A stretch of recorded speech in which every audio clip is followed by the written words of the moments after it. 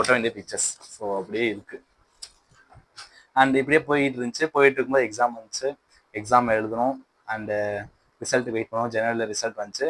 அந்த அக்டோபர்லேயே இப்போ நவம்பர்ல எக்ஸாம் முடிச்சிட்டோம் அப்படின்னா, ஸோ நவம்பருக்கு மறுநாள் இருந்து செகண்ட் இயர். ஸோ அப்போ செகண்ட் இயர் போர்ஷன்ஸ் அப்படியே போக ஆரம்பிச்சிருச்சு.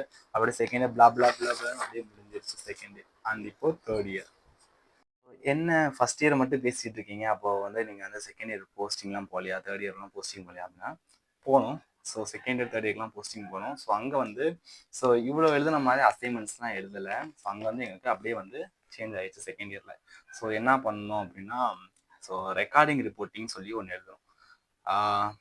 அதுக்கப்புறம் அப்படின்னா என்ன, ஃபர்ஸ்ட் ரெக்கார்டிங் ரிப்போர்ட்டிங்னா ஸோ பெர் டேக்கு ஒரு பேஷண்ட்டோட ஹிஸ்ட்ரி நம்ம எடுத்துக்கணும். ஸோ ஃபர்ஸ்ட் இயரில் என்ன பண்ணணும், ஹிஸ்ட்ரி மட்டும் எடுத்துட்டு அப்படியே வந்துடும். ஸோ ரெக்கார்டிங் ரிப்போர்ட்டிங் எனக்கு அப்போ என்னன்னு தெரியாது. ஸோ இந்த ரெக்கார்டிங் ரிப்போர்ட்டிங் கூட சொல்லிக் கொடுத்தது எங்கள் சீனியர்ஸ் தான். ஸோ எப்படி தான் எழுதணும் அப்படின்ற ஃபார்மட் சொல்லிக் கொடுத்தது எங்கள் சீனியர்ஸ் தான். அவங்க தான் சொல்லிக் கொடுத்தாங்க. அப்படின்னா என்ன அப்படின்னா, ஸோ பேஷண்ட்டை ஃபர்ஸ்ட் ஹிஸ்ட்ரி கலெக்ட் பண்ணிக்கணும். ஹிஸ்ட்ரி கலெக்ஷன் பண்ண பேஷண்ட் பின்னாடி ரெக்கார்டிங் ரிப்போர்ட்டிங்னு எழுதணும். இல்லாட்டி இந்த ஹிஸ்ட்ரி கலெக்ஷன் தூக்கி பின்னாடி வச்சுட்டு ஃபர்ஸ்ட்டு ரெக்கார்டிங் ரிப்போர்ட்டிங் எழுதணும். ஸோ இப்போ 9 மணிக்கு வந்து போர்டு ஜிஹெச்ல நுழைஞ்சிட்டேன் அப்படின்னா, ஸோ 9 o'clock அப்படின்னு போட்டு போர்டு ஜிஹெச்னு போட்டுடணும். ஸோ 9 o'clock உள்ள போன பிறகு எந்த வார்டில் போஸ்ட் வரணுன்றதை எழுதிட்டு, ஸோ இப்போ ஒரு 9:05 வந்து எனக்கு தெரிஞ்சு உள்ளே போயிடுவோம். 9 o'clockலாம் போயிடுவோம், இல்லை 8:50 8:55 போயிடுவோம். ஸோ சொல்ல முடியாது.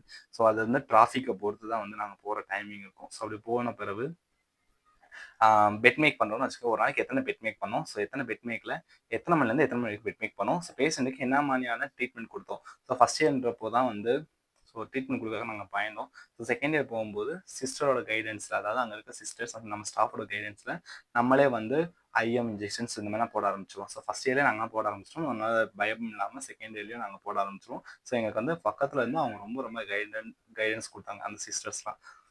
ஸோ அப்போ இப்போ வந்து ஒரு பேஷண்ட்டுக்கு வந்து ஐவியாக போடுறோம், அப்போ ஜோன் போடுறோம் அப்படின்னா, ஸோ ஜோன் போட்டோம், எத்தனை எம்ஜி போட்டோம், டிஸ்டில்டு வாட்டர் எவ்வளோ வந்து மிக்ஸ் பண்ணி போட்டோம் அப்படின்ற விஷயங்கள்லாம் வந்து ரெக்கார்டிங் ரிப்போர்ட்டிங்கில் எழுதணும். ஸோ ரெக்கார்டிங்கிறது எத்தனை மணிலேருந்து எத்தனை மணி வரைக்கும் என்னென்ன பண்ணுன்றது ரெக்கார்டிங். ஸோ ரிப்போர்ட்டிங்கிறது கீழே எழுதணும். When I was posted in board GH. So இந்த மாதிரி விஷயங்கள்லாம் நான் வந்து லேர்ன் பண்ணிக்கிட்டேன் அப்படின்றத எழுதணும்.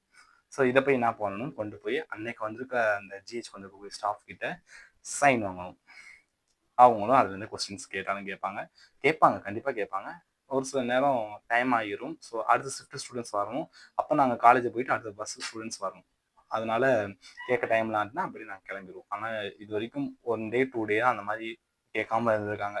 மற்ற நாள்லாம் வந்து கேட்டாங்க. என்னன்னா, இந்த பேஷண்ட்டோட ஹிஸ்ட்ரி, இந்த பேஷண்ட்டோட கண்டிஷன் என்ன, இதுக்கு என்ன நம்ம ட்ரீட்மெண்ட்லாம் கொடுத்தாங்க, டெய்லி வந்து ஒரு கேஸ் ஷீட் ரீட் பண்ணியிருக்கணும். ஸோ இன்னைக்கு ஒரு பேஷண்ட் இப்போ பரமசிவம் அப்படின்ற பேஷண்ட்டோட கேஸ் ஷீட் எடுத்து அந்த பேஷண்ட்டுக்கு வந்து சிஓபிடி இருக்குன்னா சிஓபிடினா என்ன, என்னென்ன சிம்டம்ஸ் இருக்கும், ஸோ நீங்கள் என்னென்ன ட்ரீட்மெண்ட்லாம் கொடுத்தீங்க அப்படின்னு கேட்டாங்க. ஸோ இப்போ நெபுலைசேஷன் கொடுக்குறோம் அப்படின்னா நெபுலைசேஷனில் சால்புட்டமா எவ்வளோ கொடுப்பீங்க, டிஸ்டில் வாட்டர் எவ்வளோ கொடுத்தீங்க, ஸோ இதெல்லாம் வந்து கேட்பாங்க. ஸோ இந்த மாதிரி வைவா அட்டன் பண்ணிட்டு தான் வந்து பஸ் ஏறவே போகணும்.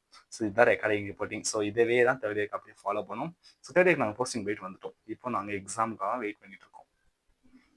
இப்போ third year. So second year தான் வந்து எவ்வளோ வேகம் அப்படி டக்குன்னு அப்படியே செகண்ட் இயர் வந்து முடிஞ்சிருச்சு. தேர்ட் இயர் அதே மாதிரி தான் ஸ்பீடாக போன மாதிரி இருக்கும். ஸோ எனக்கு தெரிஞ்சு இந்த ஃபர்ஸ்ட் இயர் தான் வந்து எனக்கு ரொம்ப லேட்டாக போன மாதிரி இருந்துச்சு. So second year third year வந்து அவ்வளோ சீக்கிரமாக வந்து போய்கிட்டு இருக்கு. செகண்ட் இயர் போயிடுச்சு சீக்கிரம். அந்த தேர்ட் இயர் சீக்கிரமாக அப்படியே போய்கிட்டே இருக்கு. இந்த 2 மாதம் தான், 2 மாதம் வந்து கண்ண முடிக்கிறவர்களும் போயிடும். இந்த 2 மாதத்துல நான் நோட்ஸ் எடுக்கணும், ரெக்கார்ட்ஸை சப்மிட் பண்ணணும். ஸோ இந்த மாதிரி நிறைய விஷயங்கள் இருக்கு. ஸோ இது ஜஸ்ட் அசைன்மெண்ட் தான். இதை தாண்டி லாக் புக் கொடுத்துருவாங்க. அந்த லாக் புக்கில் இருக்கக்கூடிய அசைன்மெண்ட்ஸ் ரெக்கார்ட்ஸ்லாம் எழுதணும் அண்ட் சைன் வாங்கணும். நிறைய விஷயங்கள் இருந்துச்சு. அப்போதான் யோசித்தேன், so this a medical life அப்படின்ற மாதிரி. ஸோ இப்படியே போய்கிட்டு இருந்துச்சு. எப்படியோ ஒரு வழியாக வந்து ஃபர்ஸ்ட் இயர் தான் எனக்கு பிடிச்ச இயர் எதுன்னு கேட்டால் என்னோட ஃபர்ஸ்ட் இயர் தான். ஏன்னா எதுவுமே தெரியாது. சீக்கிரம் அவ்வளவு தூரத்துக்கு நம்மளால் கற்றுக்க முடியுமோ அவ்வளோ விஷயத்தை வந்து கற்றுக்கிட்டோம். ஓகேவா? ஸோ இதை கற்றுக்கிட்டோன்றதுக்கு காரணம் வந்து எங்களோட இன்ஸ்டியூஷன் தான், என்ஆர்டி இன்ஸ்டியூஷன். ஸோ ரொம்ப தேங்க்ஸ். ஸோ இவ்வளோ இருக்குமே, அப்போ எங்களுக்கு ஸ்ட்ரெஸ்லாம் ரொம்ப இருக்கும் தானே. ஸோ அந்த ஸ்ட்ரெஸ்ஸெல்லாம் வந்து இல்லாமல் இருக்கிறதுக்காக எங்கள் காலேஜில் ஸோ இயர்லீஸ் எல்லா இப்போ நான் கேரளா ஸ்டூடெண்ட்ஸும் எங்களை படிக்கிறாங்க. கேரளாவில் அவங்க என்னென்னா செலிப்ரேட் லைக் ஓணமாக இருக்கட்டும், ஸோ ஓணம் செலிப்ரேஷன், ஸோ இந்த மாதிரியான எல்லா செலிப்ரேஷன், பொங்கல் செலிப்ரேஷன் அண்டு கண்டிப்பாக வந்து இயர்லி ஒன்ஸ் வந்து எங்களுக்கு என்ன இருக்கும் அப்படின்னா கல்ச்சர்ஸ் இருக்கும். லைக் ஃபர்ஸ்ட் இயர்ல வந்து இன்னாரா, செகண்ட் இயர்ல வந்து உற்சவ், அண்ட் தேர்ட் இயருக்கு now we are waiting for our cultures program. So என்ன நேம் வைக்க போகிறாங்க என்னன்னு தெரியல. ஸோ அதுக்கு வெயிட்டிங். ஸோ ஸோ இந்த மாதிரி வந்து ஸ்ட்ரெஸ் இல்லாமல் இருக்கிறதுக்காக வேண்டி இந்த மாதிரி விஷயங்கள் வந்து எங்கள் காலேஜில் வந்து நடக்கும். ஸோ அதனால தான் எங்களோட இன்ஸ்டியூஷனுக்கு ரொம்ப ரொம்ப ரொம்ப ரொம்ப நன்றி. ஸ்போர்ட்ஸ் டே தான் நடக்கும், ஸ்போர்ட்ஸ் டேவும் இருக்கும். ஸோ இந்த மாதிரி நிறைய விஷயங்கள் வந்து நடந்துக்கிட்டே இருக்கும். அதனால தான் எனக்கே வந்து ஒரு மாதிரி இப்போதான் போய் காலேஜ் சேர்ந்த மாதிரி இருக்கு. 22 பேட்ச் நான். ஸோ அவ்வளோ வேகமாக வந்து தேர்ட் இயர் வந்து ஃபினிஷ் ஆக போகுதுன்றப்போ ஒரு மாதிரி ரொம்ப கஷ்டமாக தான் இருக்குது. ஸோ வேறு வழி இல்லை. ஸோ காலேஜ் லைஃப்பை தாண்டி இன்டர்ன்ஷிப் லைஃபு, இன்டர்ன்ஷிப்க்கு அப்புறம் ஃபேமிலியே நம்மளை நம்பி தான் இருக்குது. ஸோ எல்லா விஷயத்துமே வந்து கற்றுக்கிட்டு இன்டர்னுக்கு போகணும் அப்படின்ற காரணத்துக்காக வேண்டி டெய்லி வந்து யூடியூப்பாக இருக்கட்டும், கிளாஸ் நடக்கிறதா இருக்கட்டும், எல்லா விஷயத்தையும் இப்போது ஃபர்ஸ்ட் இயர் செகண்ட் இயரில் போட்ட எஃபெக்டை காட்டிலும் தேர்ட் இயரோட எஃபெக்டை ரொம்ப அதிகமாகவே போட்டுட்ருக்கேன். ஸோ பார்ப்போம் அப்கமிங்கில் எப்படி இருக்குன்னு. ஸோ அவ்வளோதான் இந்த video. Thank you all. Thank you for வாட்சிங்.